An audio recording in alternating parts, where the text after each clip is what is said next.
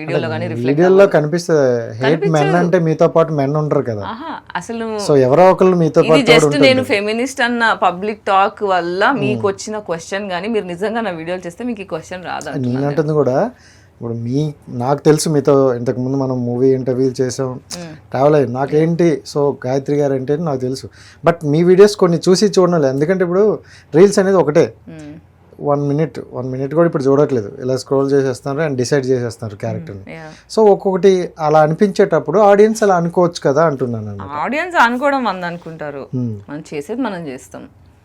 So ఇప్పుడు మీరు అట్లా అనుకుంటే, రీసెంట్లీ ఒక కేసు కూడా నడుస్తుంది ఫ్రెండ్ది, బేబీ సినిమాలో.